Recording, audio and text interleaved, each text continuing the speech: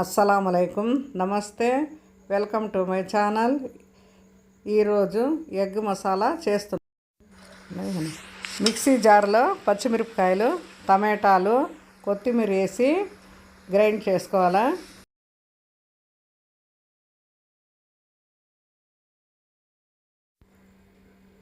కడాయి పెట్టి ఆయిల్ వేసినాక జీలకర్ర,